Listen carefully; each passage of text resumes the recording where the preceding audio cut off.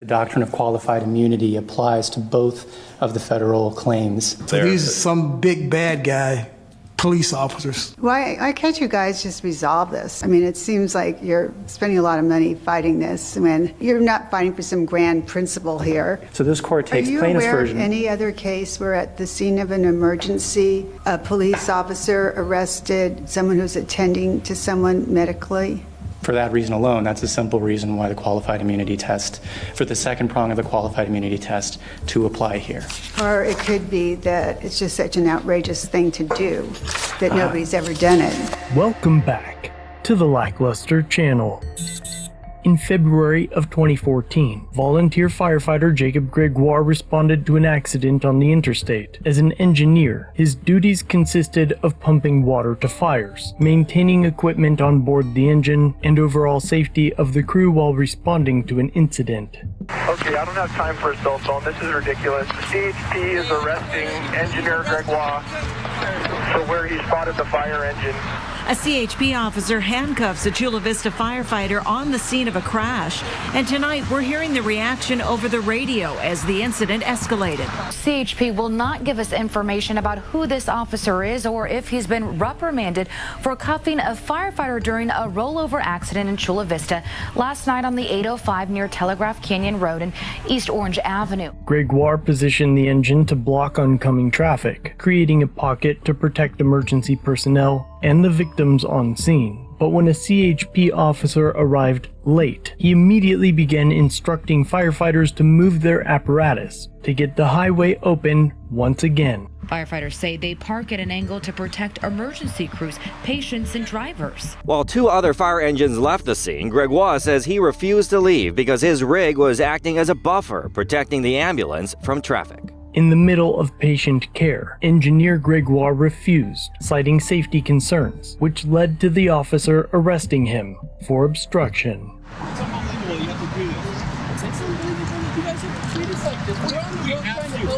We asked you to clear the road and you said no, and you get arrested for doing it. We're in the middle of patient care with patients on the freeway. They're putting him in handcuffs at this time and walking him away. He made all firefighters look good in that situation. He was there to protect the citizens, and he was willing to take a stand to do that. Gregoire was handcuffed and detained for approximately 30 minutes before being released, and eventually the officer was identified as Sergio Flores, and the CHP stood by their officer's actions. A local firefighter who was cuffed by the CHP at an accident scene says that he was humiliated inside the CHP cruiser. It was a very odd, surreal situation. I asked him, I said, well, are you prepared to take care of these two patients? And he replied, without even thinking, those two people are not my problem. Afterward, Gregoire filed a lawsuit for the wrongful arrest and excessive force. Because of a bulky uniform and past shoulder pain, he asked Officer Flores to loosen the cuffs. I said, I'm not going anywhere. Can you please just loosen the cuffs? Click, they got a little bit tired. Gregoire says when he asked again, the officer laughed at him.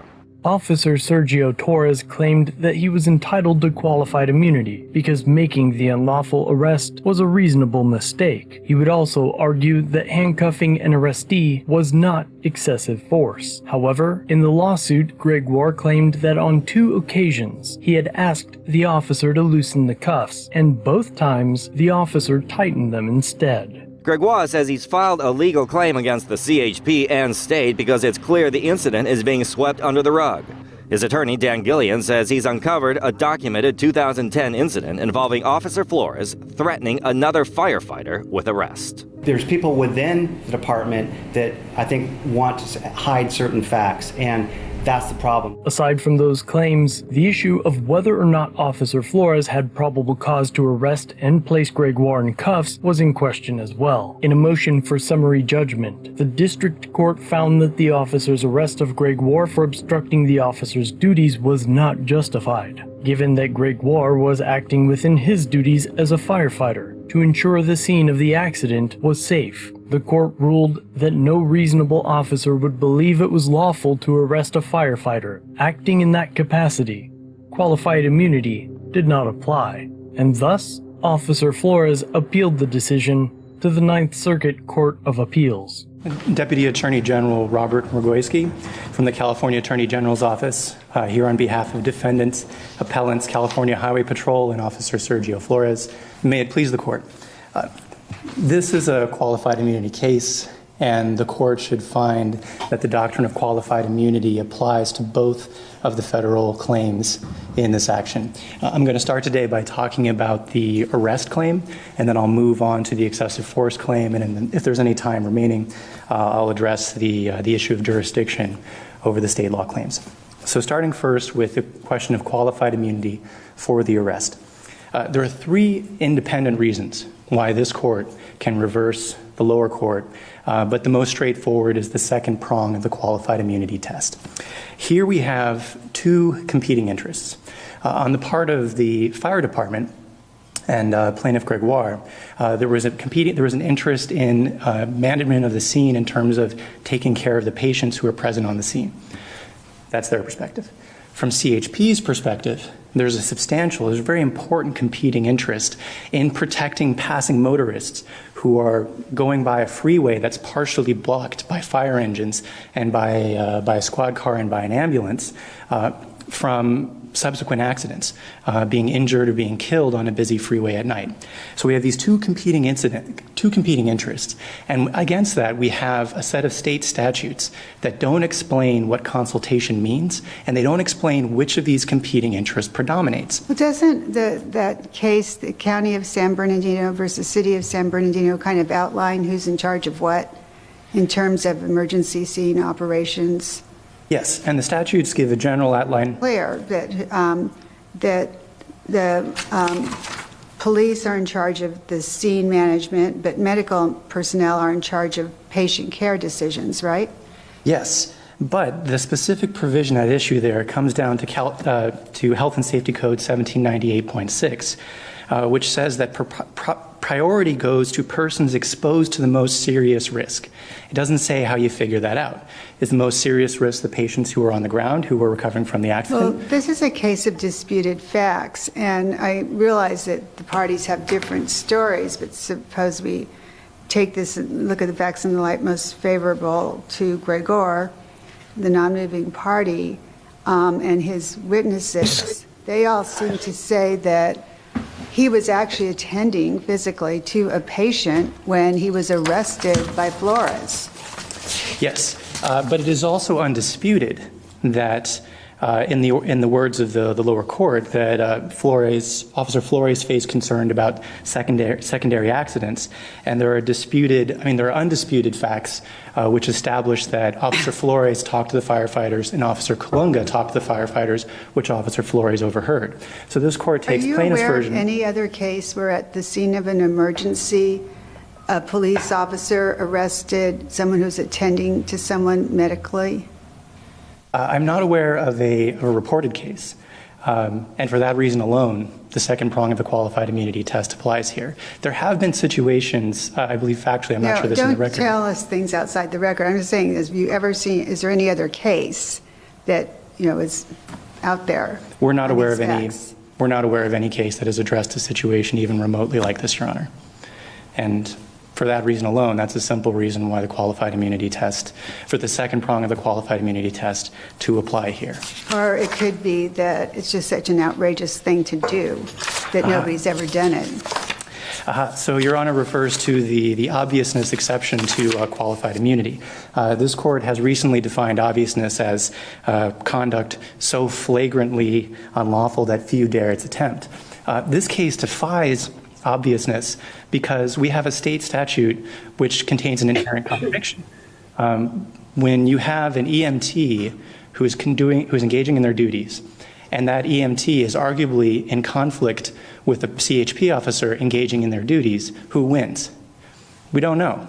The California state statutes don't explain that.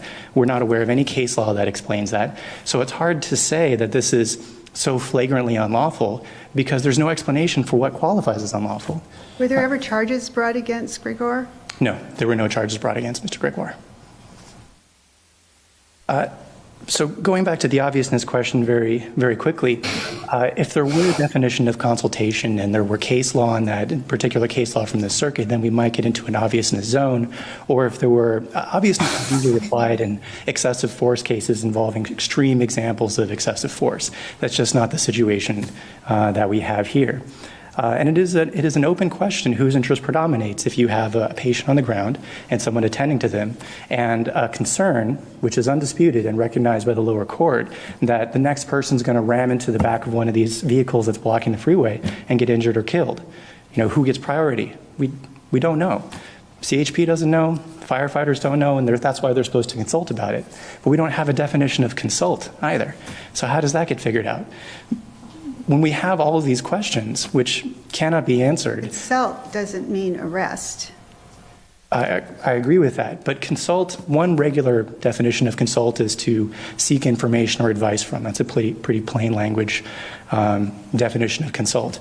If you use that definition, that's what happened. Officer Colunga went and talked to the firefighters, asked them to move their trucks. They didn't. He asked them, why are you not moving them? They gave their explanation. Under that plain language definition, consultation would have happened within the meaning of the statute. But we don't even have that here. We don't know if that's good enough or not. And a CHP officer in a developing situation on the ground who has to make some quick decisions in the interest of public safety needs to have some discretion to make a decision that we might afterwards say was not prudential. But that's what qualified immunity does. It protects their discretion in these rapidly evolving situations. And sometimes in the application of 2020 hindsight, we may say that may not have been the most advisable thing to do. But again, 2020 hindsight doesn't apply to the situation here. So Colunga went and talked to the firefighters, but Flores didn't. Well, Flores also spoke to Mr. Gregoire, but it's undisputed that he further overheard Colunga speaking to the firefighters and specifically asking them, you know, hey, why have you not yet moved these fire trucks? And the explanation was? The explanation was that they were engaged in patient care, although I don't think that's technically part of the record. I think it can be inferred that it's part of the record. And that's certainly what Gregoire says, right? Yes. And his two witnesses. Yes. And that is plaintiff's version of the facts. But it's also undisputed that California Highway Patrol had a competing interest in protecting passing motorists from getting into a severe accident. Why didn't they just get the keys and move the fire truck? So that's a good question. It turns out the only person who was qualified to move the fire truck, and no one found this out until after the arrest happened, was Mr. Gregoire. Captain Albright himself later said, I believe, around the same time that he was not qualified to move the fire truck. Seems like there's a, well, I don't want to go into it, but anyway, go on. How much time did you want to save? Okay, Judge Gold. I have a question for counsel, if I may. Let's put the arrest aside for a moment, and let's say I assume that there's not clearly established law and someone's got to be the captain in that situation, and so the plaintiff loses. Still, how can it be justified on the excessive force claim for police to put like an EMT in handcuffs, which also were alleged to be two types? I mean, as I looked at this, it looked like an unusual case of two good guys getting in a dispute, a cop and an EMT. But if the dispute required an arrest, why did the police put the EMT Gregoire into cuffs? So again, we're getting to the distinction between what is within the scope of discretion and what is prudential. Looking back at the situation, we may say it was not prudential or advisable to put a firefighter into handcuffs.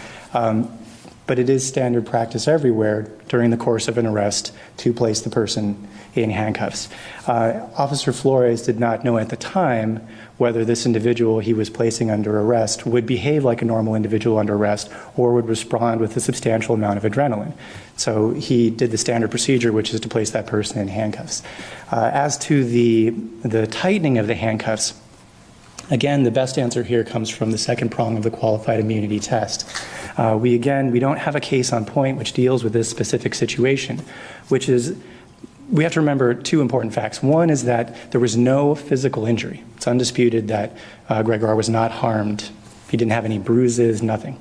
The other fact that's important to recognize here is plaintiff says, he asked for the handcuffs to be tightened and they were, or he asked for them to be loosened, and they were just tightened. That's actually not what the record shows. One of the pages cited by plaintiff, record at 93, is an admission by plaintiff where he asked for them to be loosened, then they were locked, which had the effect of making them tighter. So we have these two interesting features: handcuffs requested to be loosened, but which were tightened to a point short of causing injury, and plaintiff admits they were locked, which is a procedure to prevent them from causing injury. Is it beyond debate that every single reasonable officer would know that you can't do that based on existing law? No.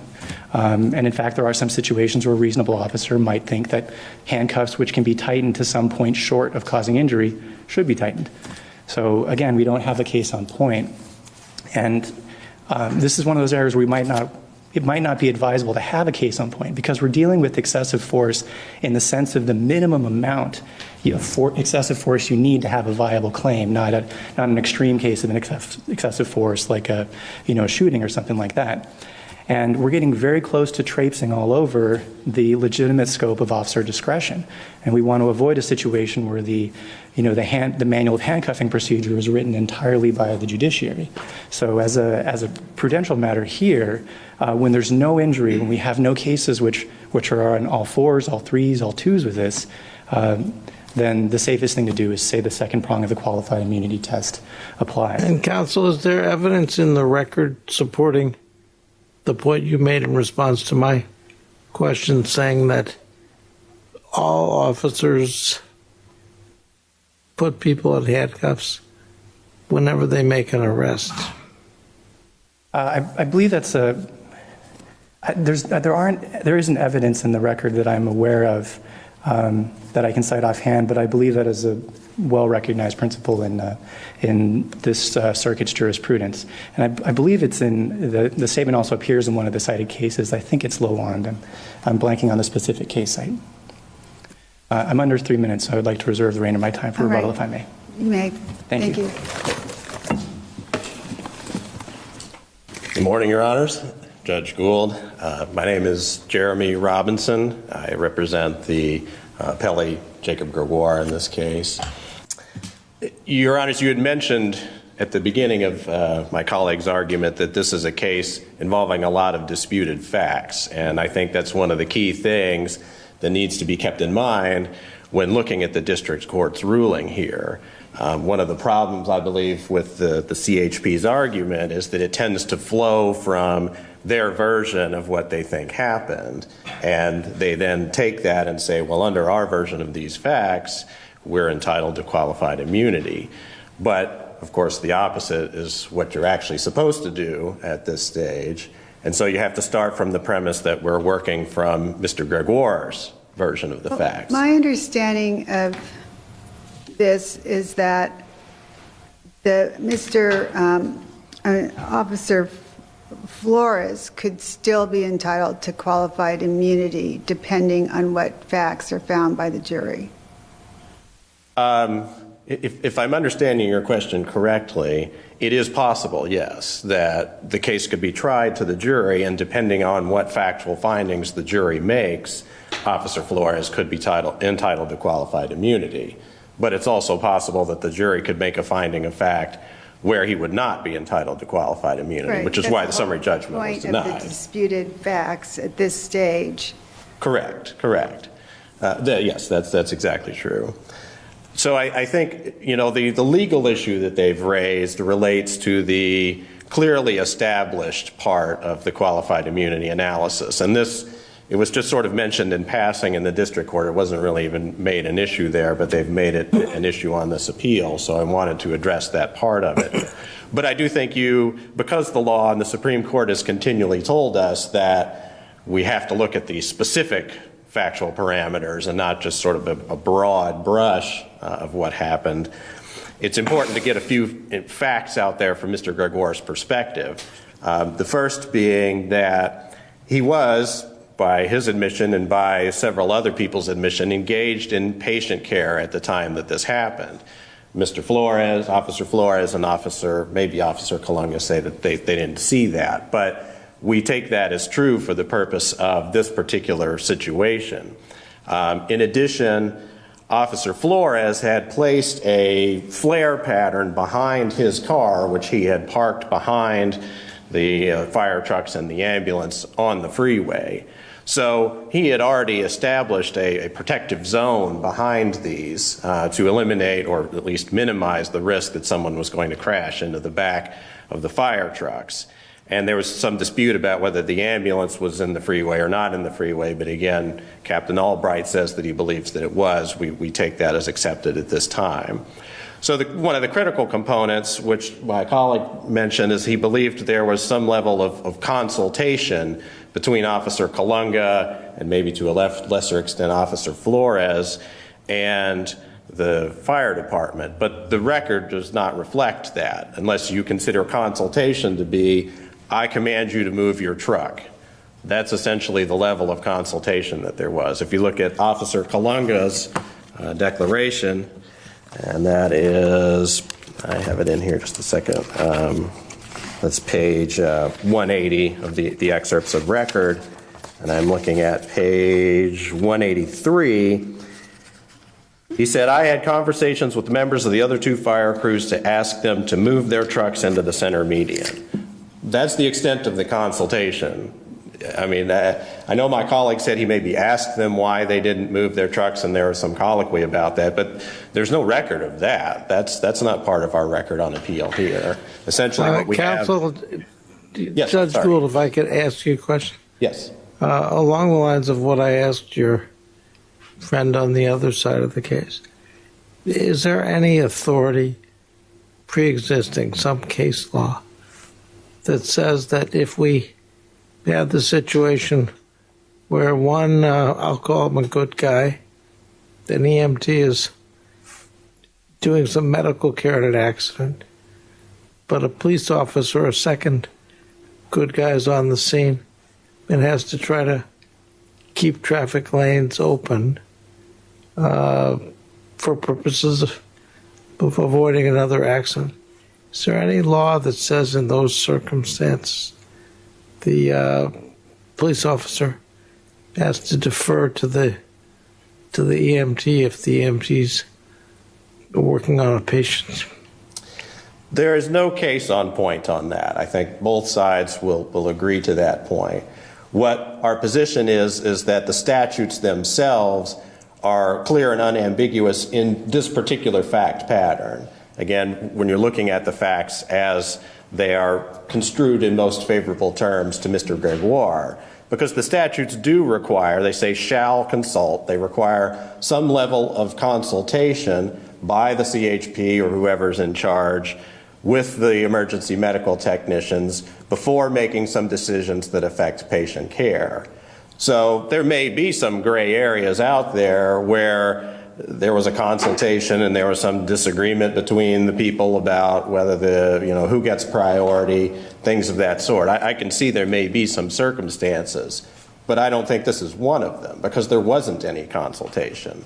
So if you just look at the terms of the statutes themselves, they're not ambiguous on that point. And I don't think you need a case to have addressed that particular circumstance to understand the statutes.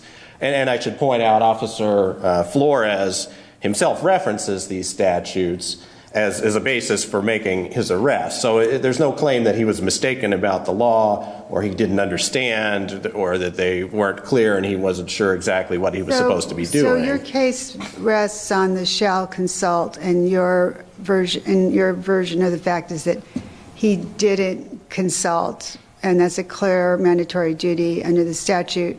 And the defense is that he did consult. So that's what the battle is going to be about at trial?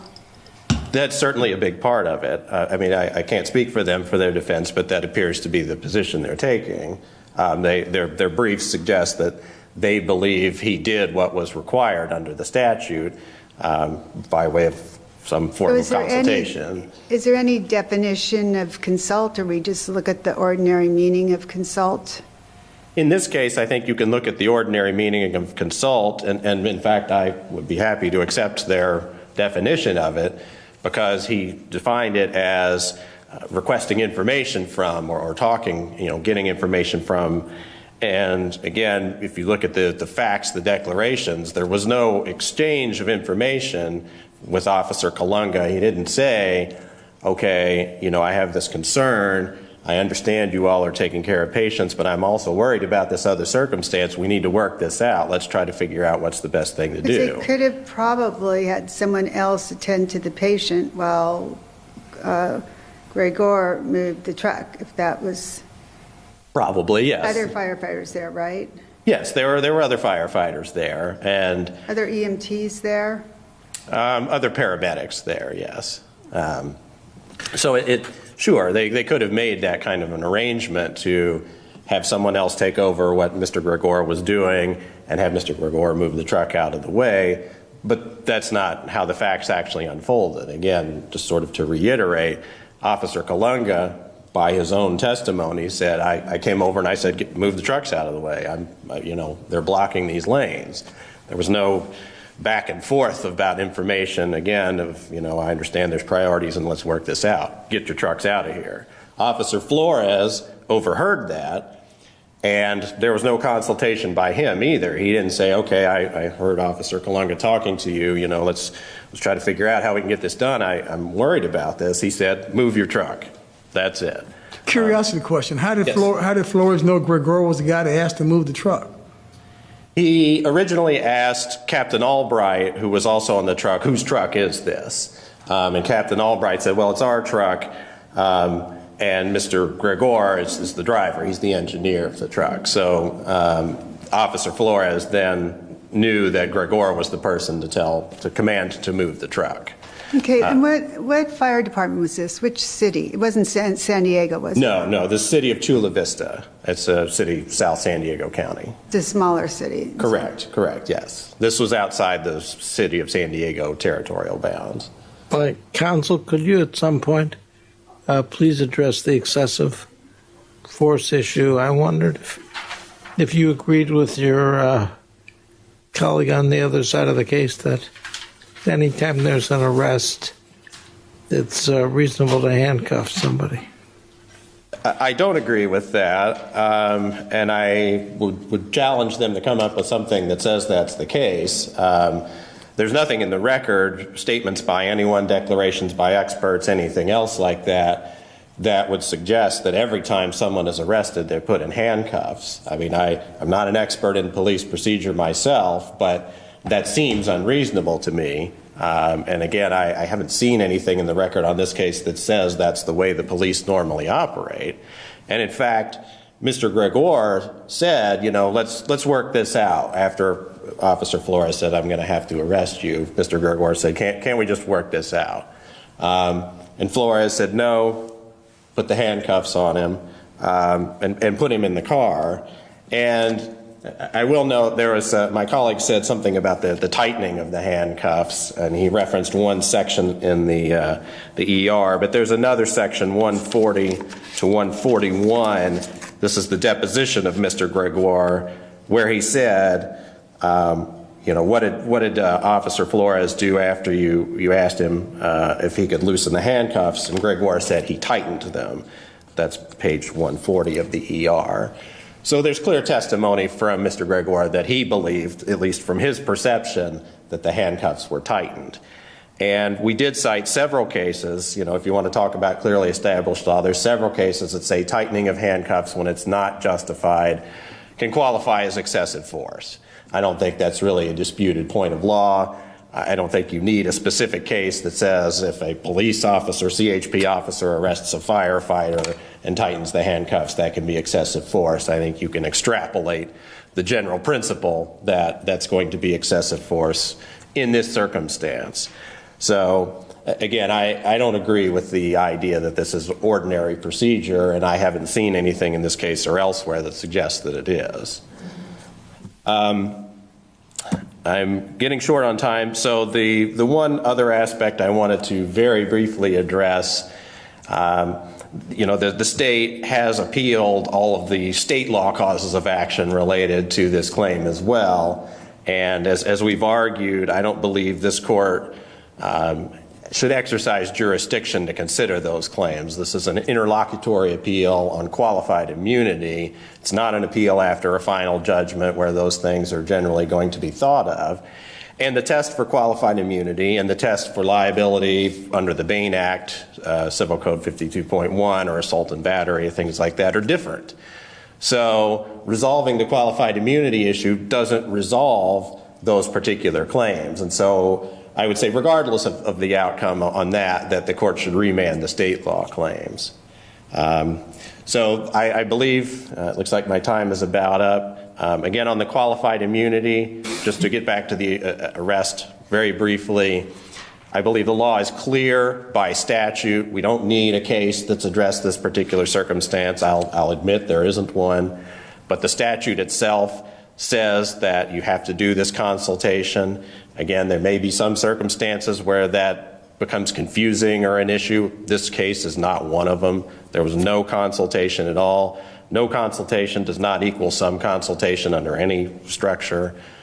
So with that, I'll take a seat unless there are any questions. Curiosity question. Yes. CHP is like a state police officer. They're the top guns. Right. And correct. Fire department was Chula Vista. Yes, that's They're the correct. little guys. They are the little guys. So these are some big bad guy police officers use bad guy in the wrong context, I'm sure. They're the head honchos on this scene, so to speak, and that's the way they acted. From your perspective. Right. Our perspective, yes, is correct. That Officer Flores basically marched on the scene. He didn't talk to Officer Colunga at all. You know, they reference this collective action. Was Colunga CHP too? Colunga CHP also, right. So Colunga gets there first. He tells a couple people to move their trucks, they do. He tells a couple more people to move their trucks, they don't. Flores overhears that. He marches on and says, get your trucks out of here. Doesn't talk to Colunga, doesn't ask them, what are you doing with the patients? How can we get this done? He overhears that and he immediately takes command and says, move, get out, I'm in control. And that's the end. All right, so I'm gonna take my seat. You dispute his characterization? Of which part, Your Honor? Of the CHP being the big guys on the block and they acted like it? I dispute. Actually, no. I think they do have a different set of interests. I think they do have a different perspective on the scene and the nature of the risk to passing motorists that a reasonable firefighter might have a different perspective on. I think that as between reasonable CHP officers, reasonable firefighters, I think they are going to look at it in different ways. Counsel referred a lot to disputed facts. We're not relying on disputed facts or disputed issues of fact. So do you contend that Flores actually consulted with Gregor? Not exactly. We're not saying that he consulted or didn't consult because that would be a disputed issue of fact. What we're saying is based on the undisputed facts, that's Fact 63, Appellate Record 59, Fact 64, Appellate Record 59 also, that he overheard Officer Colunga talking to them. Right. But doesn't he have a mandatory duty under that one statute that says he shall consult? Yes, and what we're saying is Don't you have to prove at trial that he consulted? No, we don't, because it just has to be clear to every single reasonable officer beyond debate that that was not consultation to lose qualified immunity. Or stated differently, as long as a reasonable officer could believe that was consultation, okay, that's what you have to show. Yes, and so we don't need to go to trial for that. A reasonable officer could think that ordering the firefighter to move the truck constituted consultation. Yes, it would have to be beyond debate. And because we don't have a definition of consultation, it's not beyond debate. You can't use the ordinary definition of consultation, like just look at the dictionary? Well, if we use the ordinary definition, which is to seek information and advice from, then Officer Flores overheard Officer Colunga asking the group why they had not yet moved their engine. So he's seeking advice from them, or not seeking advice, seeking information from them, which is the normal definition of consultation. So a reasonable officer could believe that was consultation, whether or not, as a factual matter at trial, that turned out to be consultation. So that's our point. And counsel admits there's no case on point here. Now, he says... So I'm just curious because Judge Gold said something that puts this sort of in a perspective for me, which is, look, you guys, your clients are both, they're supposed to be cooperating at the scene of this accident to ensure the public safety and the health of the people involved in the accident. Why can't you guys just resolve this, settle this? I mean, it seems like you're spending a lot of money fighting this when, I mean, you're not fighting for some grand principle here. You're not opposed to each other, really. Right. So we quote Davis v. Scherer in the briefing, and Davis v. Scherer has a good answer to that question. And if I may quote, the officials are subject to a plethora of rules, often so voluminous, ambiguous, and contradictory, and in such flux that the officials can only comply with or enforce them selectively. In these circumstances, officials should not always err on the side of caution. These situations develop rapidly. It's happening at night. There's a lot of there's patient care going on, there's concern about what's going on in the freeway, and there isn't necessarily an opportunity to have the full, robust consultation we might want post hoc. So looking at the scope of discretion here, we just have to ask, could a reasonable officer, is it beyond debate that a reasonable officer could have taken these actions? Well, yes, we have that situation because there's no case law in point, as they admit. You don't want this because there'll be some case law on the point, do you? So this court has discretion to decide the first prong issue as well. Under the first prong, because we say that a reasonable officer could believe that consultation happened, that's all you need for probable cause is a reasonable belief. You don't have to be actually 100% accurate.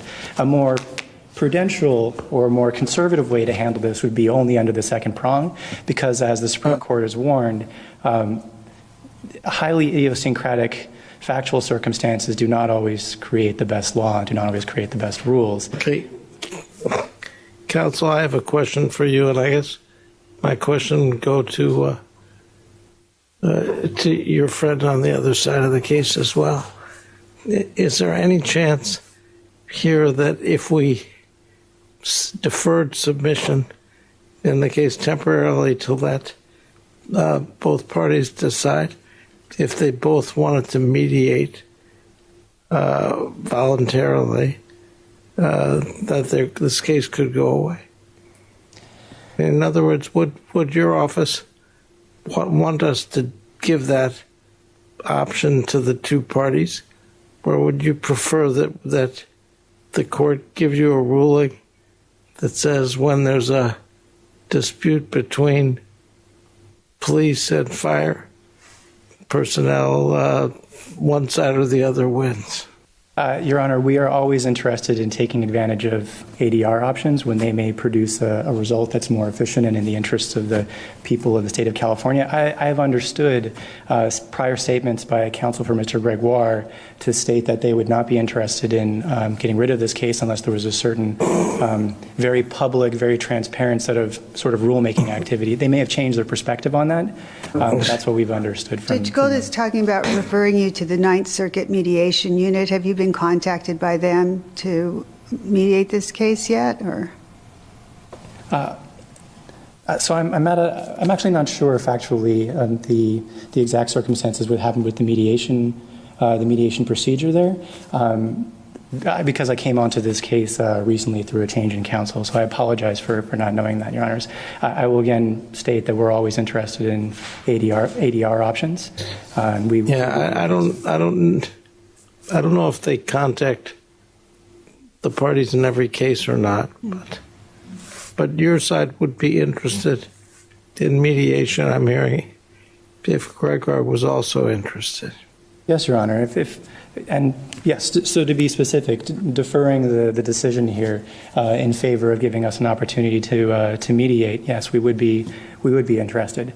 If that doesn't happen, we remain confident that they admit there's no case on point. There's no case on point that decides the second prong of the qualified immunity issue.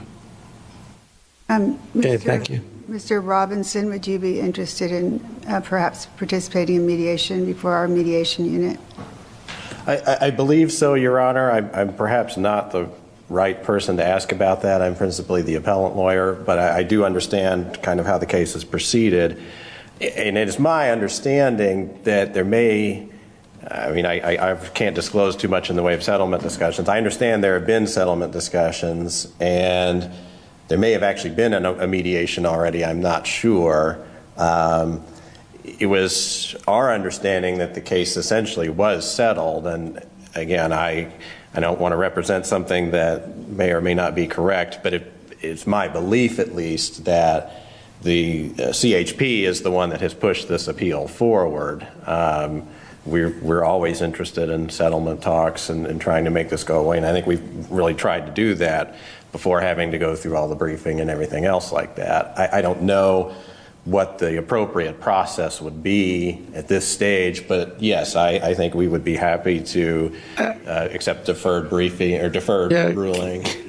Counsel, I think the normal type of order that we enter in some cases would be an order to the parties that would ask them to advise if they both wanted to mediate, or we'd have the mediation office contact the parties, and we'd say that submission was deferred until the parties had time to respond to that, and that if they wanted to mediate, then we'd defer submission until the conclusion of the mediation.